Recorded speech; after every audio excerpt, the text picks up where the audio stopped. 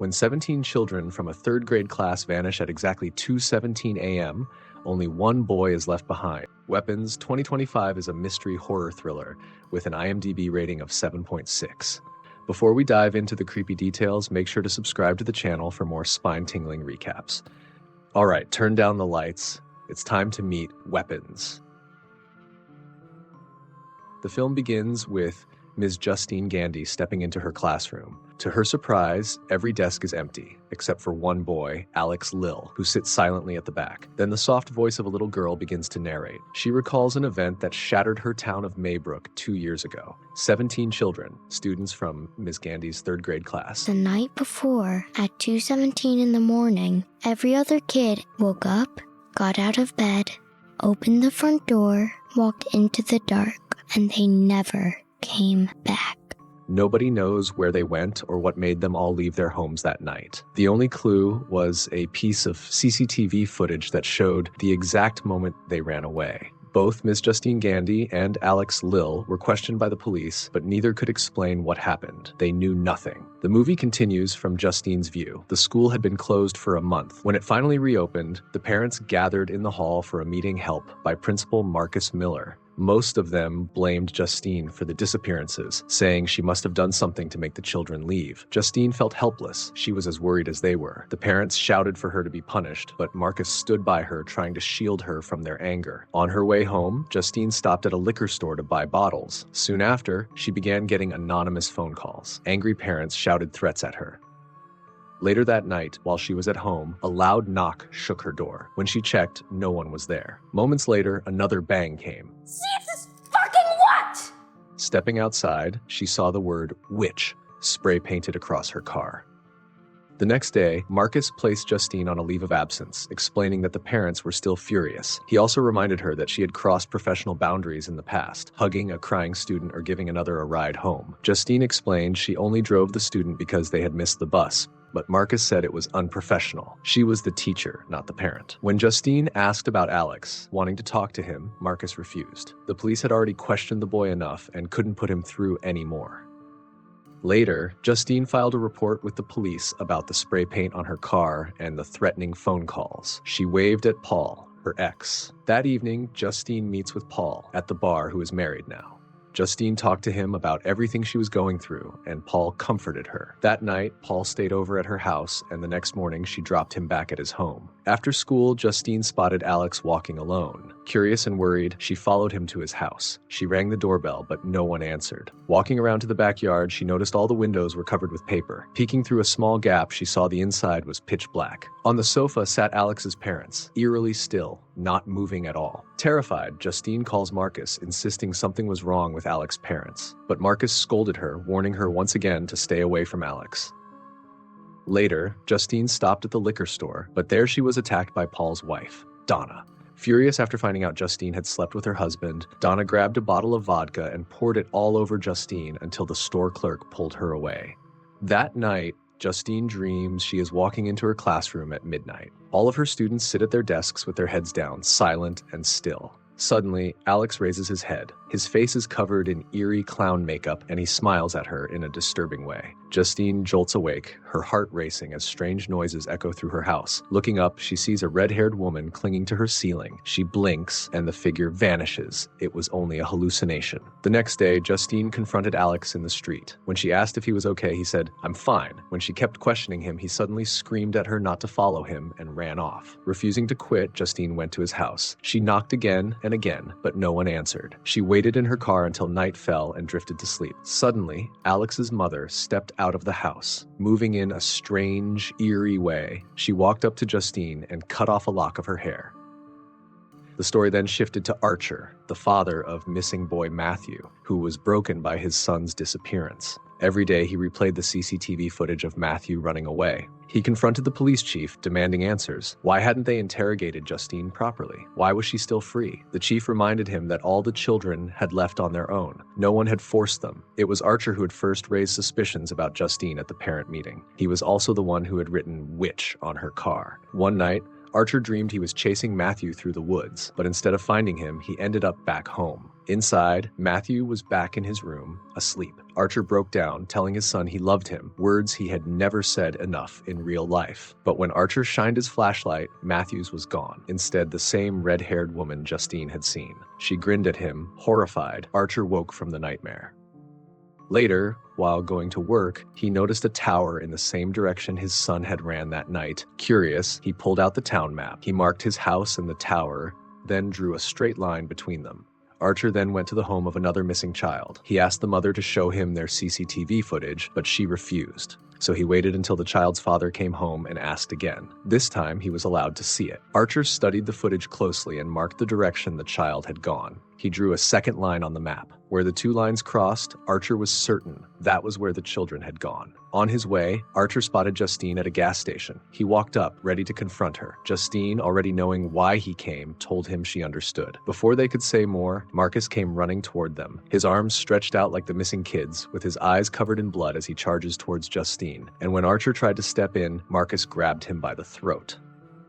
The scene shifts to Paul talking to his wife, Donna, who was leaving for a trip. She told him she'd be back soon and asked him to remind her father about the family dinner. Her father was Paul's boss, the police chief. After giving the message, Paul went to work. While on patrol, he saw an addict named James trying to break into a building. Paul shouted at him, but James ran. Paul chased him in his car and caught him after a short run. While checking James's pockets, Paul pricked his finger on a dirty needle. Angry, he punched James in the face. Shaken, Paul quickly medicined his finger, but then noticed his dashcam had recorded it all. He told James they were even and ordered him to get out of Maybrook.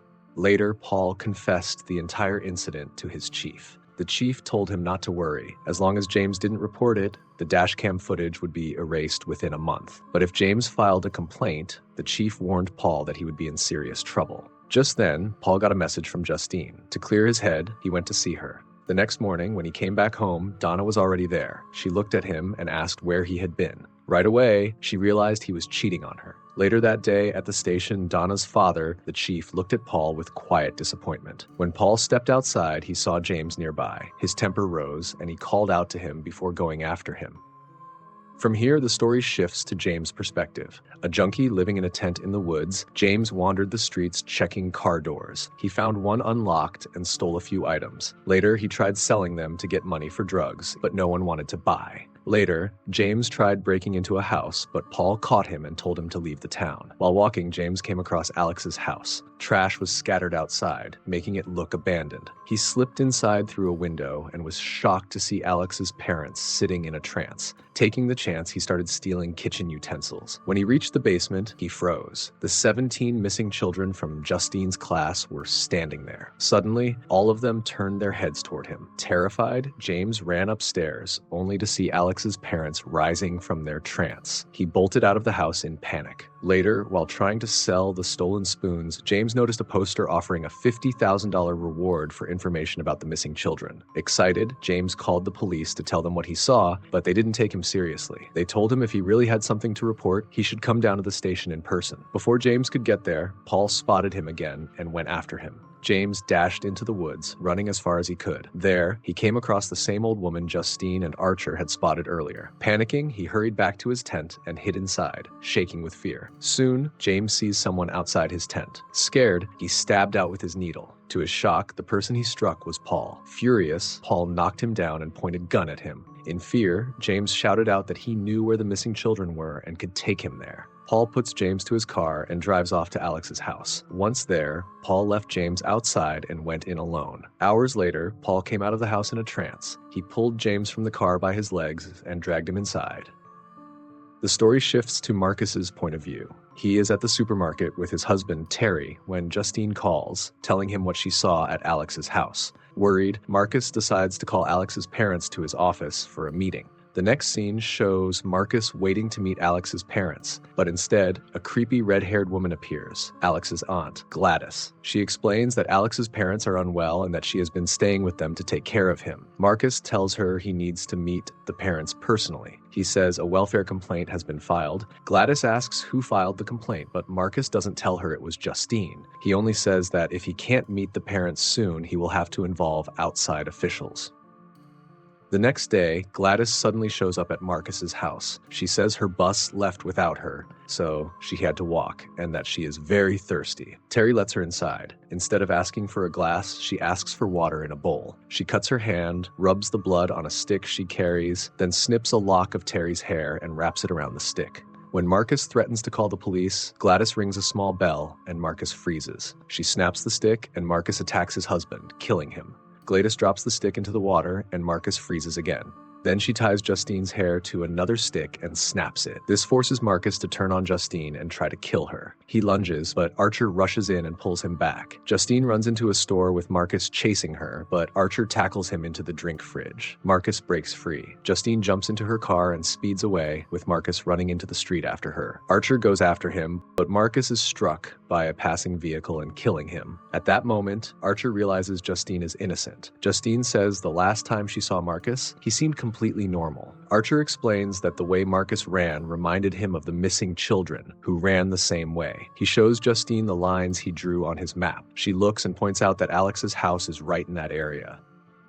The story now shifts to Alex's point of view before the children go missing. One afternoon, Alex's father picks him up from school and tells him that his aunt Gladys will be staying with them for a while. She is very sick and weak. That night, Gladys arrives at their home. The next morning, Alex peeks into her room and is shocked to see that her red hair is a wig. He also notices a small tree she keeps inside and sees Gladys, extremely old, silently staring at him. Panicked, Alex quickly shuts the door. Later that day, Alex's father doesn't come to pick him up from school, so Alex walks home alone. When he arrives, he finds his parents sitting at the table, frozen like statues. To his shock, Gladys now looks younger than before. Alex tries splashing water on his father to wake him, but it doesn't work. Gladys coldly tells him he won't have dinner that night and orders him to go straight to his room. The next morning, his parents are still frozen like statues. Gladys warns Alex never to tell anyone about her. Then, right in front of him, she rubs blood on a stick, wrapped with Alex's parents' hair, and snaps it. Suddenly, his parents begin hurting themselves. Alex tries to stop them,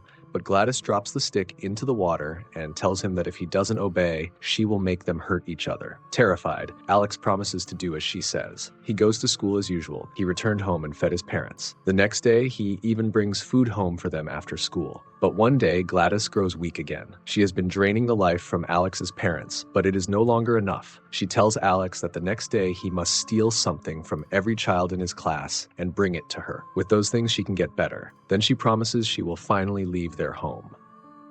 The next day, Alex steals the name tags of every child in his class. That night, Gladys tears them up and creates a concoction. Because of that ritual, all the children are forced to rush into Alex's house. The police launch an investigation, but Alex, terrified of Gladys, doesn't reveal anything. Before the police arrive at their home, Gladys secretly sends the children into the woods, making sure nothing suspicious can be found inside when the officers check. Meanwhile, Alex feeds his parents as well as all the children by himself. In the next scene, when Alex comes back from school, he sees a police car parked outside his house. As he walks inside, he finds Paul and James standing completely still, like statues. Gladys then tells Alex to pack his things, saying, "We're leaving tomorrow." She also makes Alex's parents stand behind a line of salt and warns him not to cross it. In the following scene, Justine and Archer outside Alex's house. They notice a police car parked there and assume officers are inside. Suddenly, Paul steps out and signals them to come closer. Both Justine and Archer go in, but as soon as Justine crosses a salt line, it triggers Paul and James to attack them. Upstairs, another salt line is drawn in front of Alex's parents. When Alex steps over it, his parents immediately chase after him. To escape, he runs into Gladys's room. Downstairs, Paul grabs Justine by the throat. She struggles, pulls his gun, and shoots him in the head, killing him. She also shoots James in the head to protect Archer. Meanwhile, Archer searches the basement for his son, but instead finds Gladys, who rips the chain from his neck. Soon after, Archer comes upstairs and begins choking Justine, now under Gladys' control. Upstairs, Alex grabs one of Gladys's plant stems and her wig, then runs into the bathroom with his parents chasing him. He pricks his finger, smears blood on the stem, ties a lock of Gladys's hair to it, and snaps it. At that moment, Gladys realizes what Alex has done. She flees the house, but all 17 missing children rush after her through the neighborhood. They catch her and kill her. With her death, Archer is freed from her control. Since he was only taken over for a short time, he goes back to normal, but the other children do not. They stay silent and still. Alex's parents remain the same as well. Archer finds Matthew and takes him home. The little girl narrates that Alex's parents never recovered. Even after 2 years, they remain unchanged and are placed in an institution. Alex moves to another town, living with another aunt who is much kinder. In the same year, some of the children even started talking again, and the movie ends. And that wraps up Weapons 2025, a haunting story of vanished children and a boy forced to carry secrets far beyond his age. If you enjoyed this recap, don't forget to like, share, and subscribe, and hit the bell for more chilling movie stories. Until next time, stay curious and stay safe.